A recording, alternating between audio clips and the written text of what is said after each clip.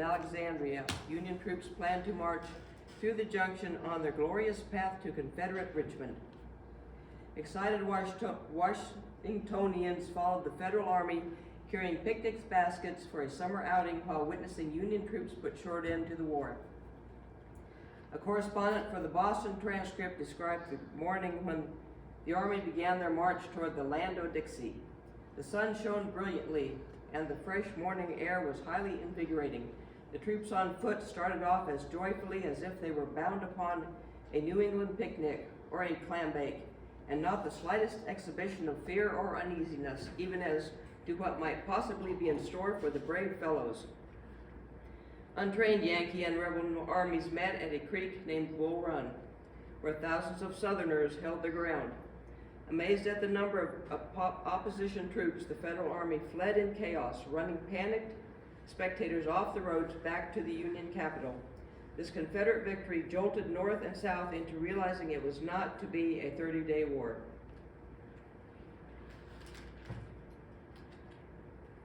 Okay, Civil War quilts are dated from 5 years before the start of the war to 5 years after the war ended.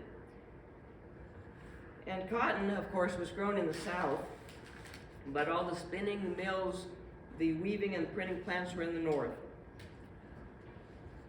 So things had to be shipped north, and that's where the fabric was made. The Ford sewing machine went into production in 1850s. And that saved time. It left time for fancy stitching and exploration of new techniques like applique, complex shapes, and borders. Women played a major part in the Civil War, as they had to not only care for the family at home and care for farms and livestock, but in every community they formed sewing circles. They made a quilt for each soldier leaving their area, which was a 4x7, the size necessary to fit into the bed rolls. They also made bandages, saved lint to pack wounds, knitted socks, and it was the women at home that cared for the sick and wounded. Because of the hard use and filthy, tattered conditions of these quilts, few are in existence today. These quilts were also used for body bags. Because the sewing machine was only in the early stages of production, many uniforms during the Civil War were made by hand. This is some of Glenn's relatives, and you can see the collars and everything. They were quite homemade.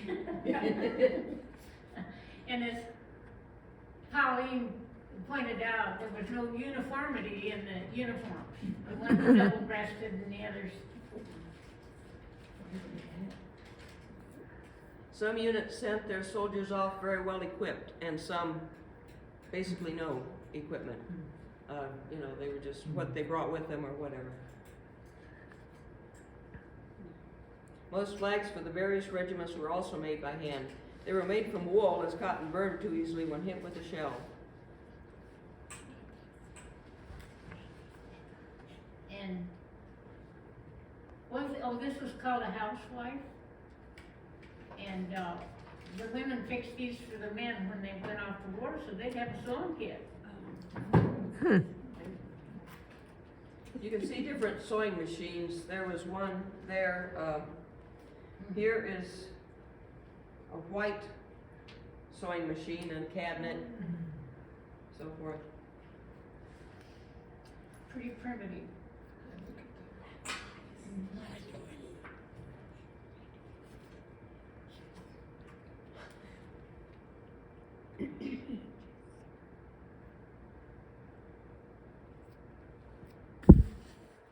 I took these pictures. I actually got to see these quilts. These quilts are also in some of the books, especially Barbara Brackman's books and stuff. Oh yes, I got a lot of information from Barbara Brackman's books and Pam Weeks. Yvonne has this beautiful book by Pam Weeks. She does a lot of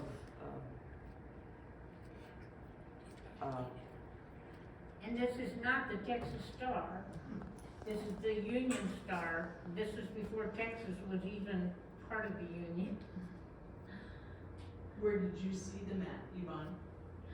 At this lady's house. She's the only certified HUA appraiser in several states now. Jan Sears used to be in Nebraska, but she retired. Where does she live? Longmont, Colorado. She has a tremendous collection of quilts, antique quilts and feed sacks, and this is the temperance. They made a lot of these temperance quilts. And, didn't they make a lot to raise funds? That's why they made it. Yeah. And then- Raise funds. Does anybody know anything about the Temperance Society in Nebraska? The picture that my grandmother kept on her dresser all the life that I know shows like the whole community, and she's at the end of the picture, and my dad and his brother are holding the temperance flag. But I could not find any information about the Temperance Society in Nebraska. You know, I don't know when it became Women's Christian Temperance Association, but they were very active in Gordon, and, my grandma was a member of it and stuff, and I remember they used to have a poster contest for the school kids, cause I always liked to enter the poster contest. But that was mostly against avoiding alcohol. This quilt here was really stained and stuff. It was buried during the Civil War in a trunk, buried under the ground, and that's why it's stained like it is. That's Carolyn Little. Then we can talk about this. Later. Okay, there's that. Okay, the fabric was bright calicos that contrasted with the harsh realities of wartime. The decade before the Civil War was a time of prosperity. Fabric became more affordable and available. In 1856, Cranston Print Works produced nearly 1.5 million yards of calicos per week, with improved printing and color-fast dyes. And autographed quilts and inscribed quilts were the fad of the 19th century. Indelible ink was invented in the 1820s, and they would put their names on their linens because a household would do their linens together, so they'd have their names inscribed on their linens, or printed on their linens. And album quilts were made for friends, and inscribed quilts were made for soldiers. And they put Bible verses on there, they put poems, they put sentiments.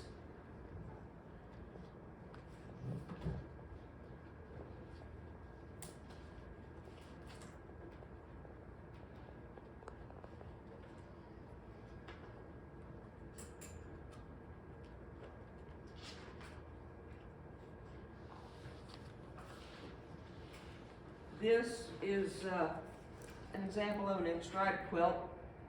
You can't see it from back there, but around each star there's something written. Names or poem, whatever, things like that. And in here, around the shield. And that was written, not embroidered?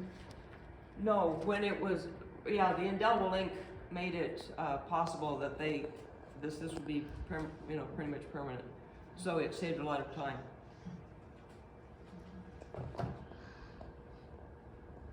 And during the war, efforts were channeled to helping the soldiers. The North had the Sanitary Commission, and that was formed to recruit nurses, improve conditions in the camp, and get things donated and to the right places.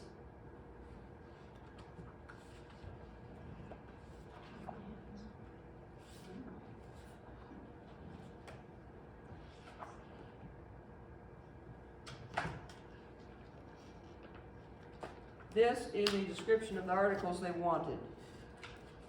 Blankets for single beds, quilts of cheap material about 7 feet long by 50 inches wide, net woolen socks, woolen or cotton flannel bed gowns, wrappers, undershirts, drawers, small hair and feather pillows and cushions for wounded limbs and slippers. So they sent not just quilts, but they'd even send food to the camps. There was an estimated 250,000 quilts made during the 4-year period in the North, sent by the Sanitary Commission. and they were all stamped with the Sanitary Commission stamp.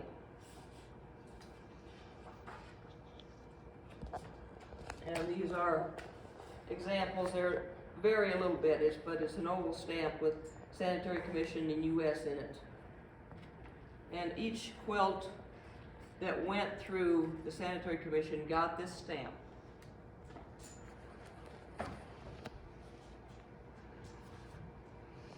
Did the southern ladies make quilt, or just the north? No, They did, it's Southern women. the Southern women. They did, but I don't think it was as organized or as large scale. Well, they couldn't get the fabric, the Southern women got wore their clothes were brocade and stuff from England. And, just the slaves were the woven cotton.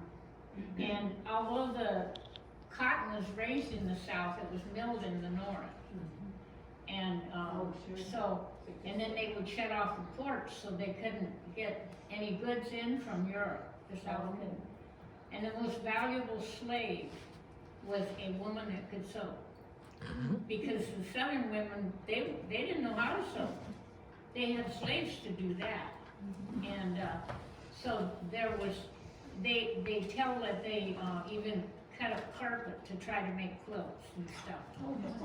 They didn't have near the goods and the ability that the Northern women did. Homespun became a symbol of honor and patriotism in the South because they couldn't get the ready-made. So they would make homespun. And this is a quilt made out of homespun. But they did have sewing circles, and they donated, I think about 125,000 quilts. So roughly half, but they didn't seem to have the big fairs that the Southern women did. Of course, a lot of the fighting was in the South as well. So the quilts for soldiers were long and narrow, they were cheap fabric, they were quickly made, they were simple patterns, they were to be used, to be washed, to be stolen, because if you left camp, the enemy might come in and steal your stuff. And many didn't have batting, they were backed with feed sacks or fertilizer sacks. And a new idea to me was the potholder quilt. Pam Weeks, Pam Weeks, since she discovered that, they are, the majority were made between 1845 and 1865, and it probably originated in New England, Massachusetts and Maine predominantly. And the back was finished, it was all finished, the back was finished, and then they were sewn into quilts.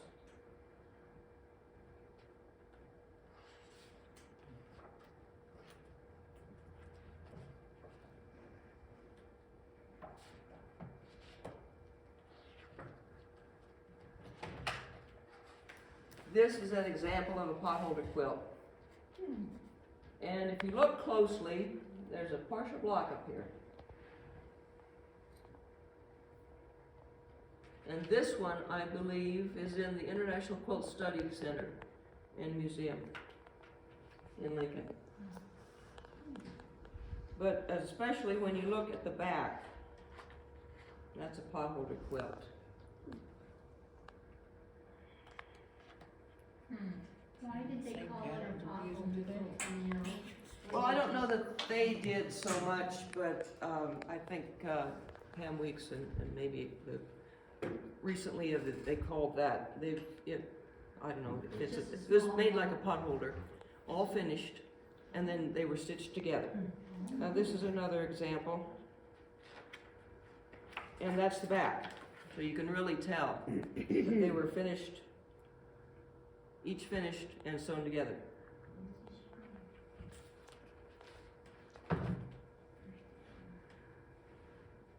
Well, they also made fair quilts, especially in the North, and these were display quilts.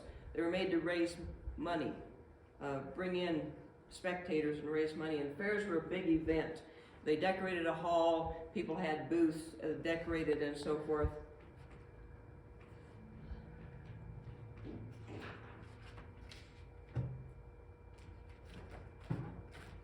This is a drawing of a fair. You can see the hall, big area, people would come in, they'd pay for not only quilts, but, pin cushions, whatever they decided to make to try to sell, to raise money to send to the troops, or send for the troops. The South, like I said, was, it is with sewing circles and with smaller fairs.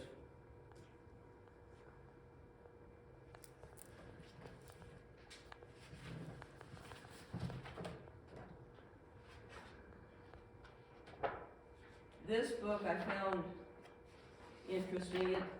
The idea is to make a reproduction. And she has different patterns in here, but she has little stories.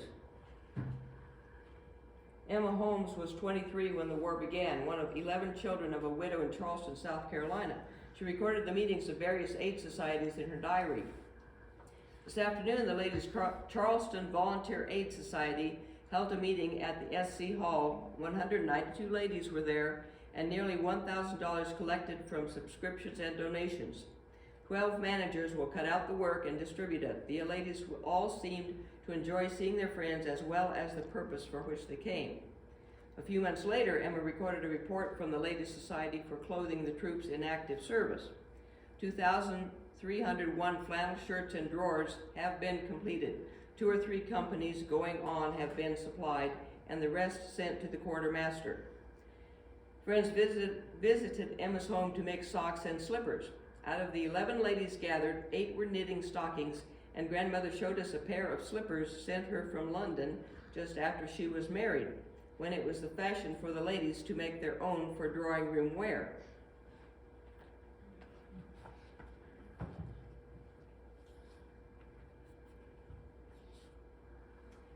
And as we said, fabric became scarce and expensive. But also thread, needles, and pins were hard to come by.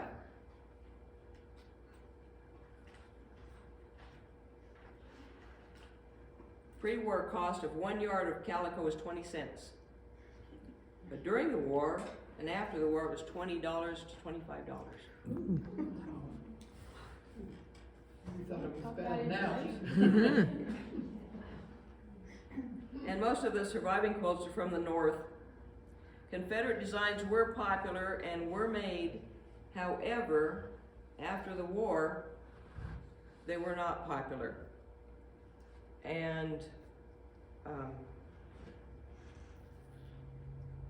there's a story I read about in an area that was occupied, and they showed up at this house and that said that if they didn't show a Union flag, that you know, they burned their house or whatever. So they quickly sewed a Union flag. So if you were caught after the war, of course, with a Confederate flag or Confederate symbols, it might not have gone well for you.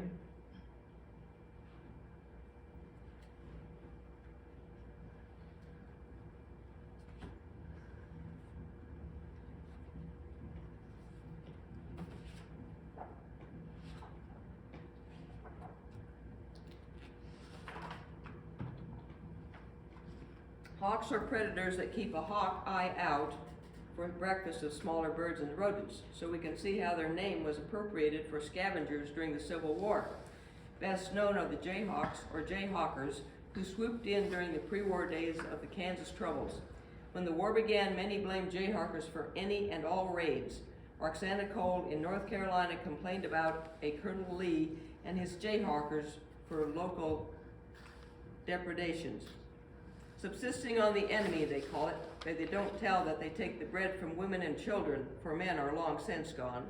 They came and demanded quilts and comforts. I told them that I had none that I could spare. They answered insolently that it makes no difference about that. Go and get 2. I almost cried that I had to give up my nice comforts to such swine, and I had none but nice ones.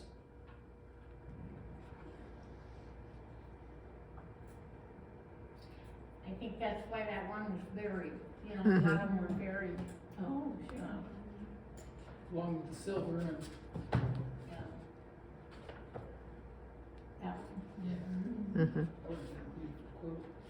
It was a beautiful quilt. You see it's better there and it's. That should look familiar. Baptist fan. But yeah, it was, it's called Pea Ridge Lily. Kind of like the Carolina lily. Because that's when Jeanne bought this quilt in Denver, she was told that the Polk family knew a battle was coming in northwest Arkansas in March 1862. They buried the quilt with other valuables in a wooden box or trunk to save them from the Union soldiers. Many family members died in the Battle of Pea Ridge, and the story has been handed down with the stained quilt, still bearing its battle scars.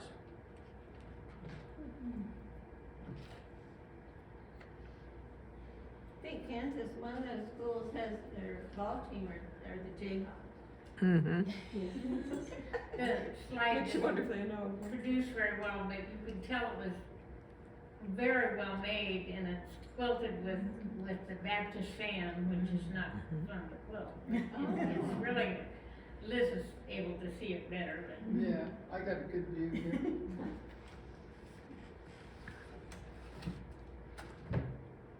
The quilting style is called Baptist fan. Yeah, that, they used a pan lid or a plate to mark the circles and.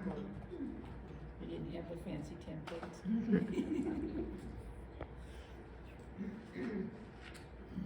This quilt was made by Stephen A. Lewis. He was wounded on November 30th, 1864. He made the quilt while recovering from old blankets, Confederate and Union uniforms, and scraps. And he was pretty, as you can see, it's tied with red yarn. He was pretty proud of that and handed it down along with the story to his family. And I believe it said, oh, it's in the Oklahoma Historical Society now. But this is a picture of him. And this tells about the story, how he was wounded and escaped the enemy and so forth. And he was actually hidden by a slave woman. So the Confederates didn't find him.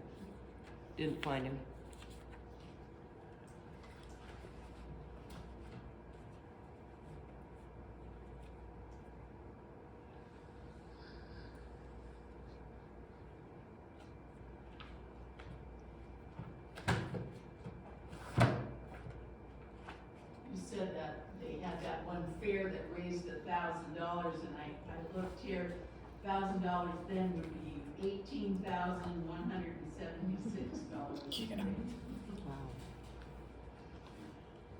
Wow. I mean, that was a lot of money.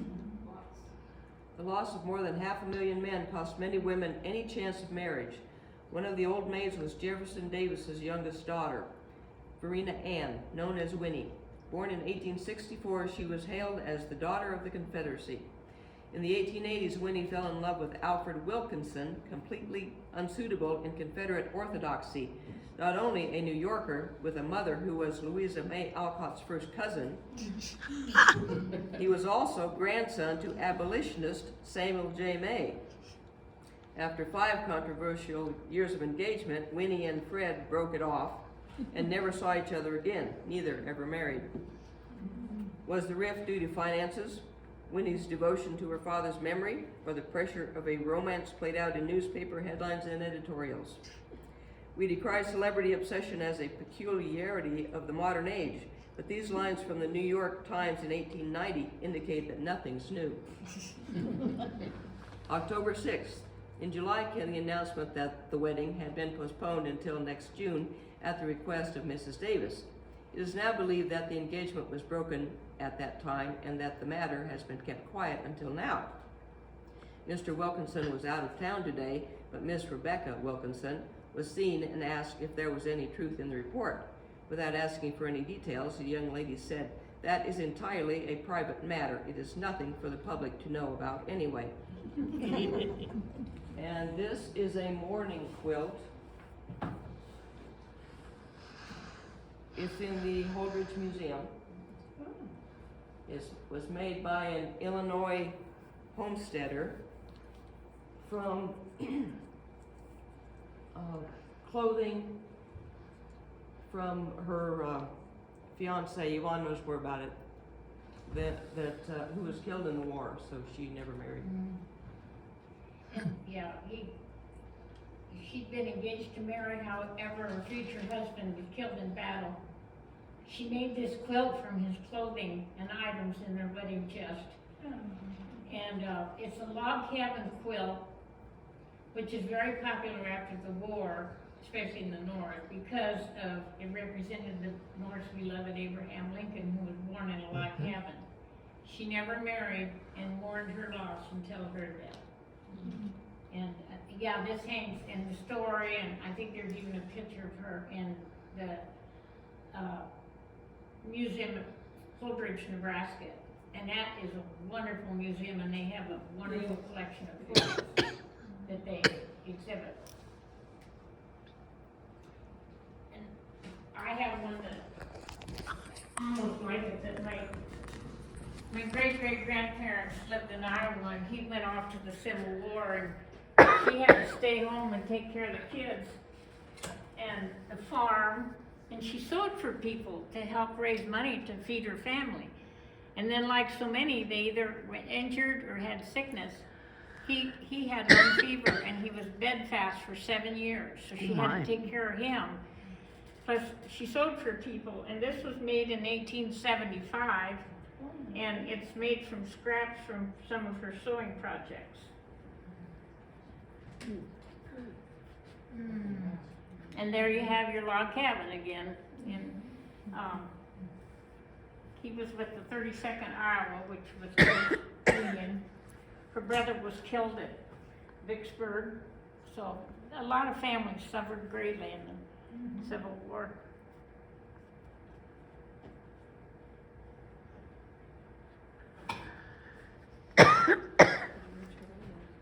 That's pretty much it.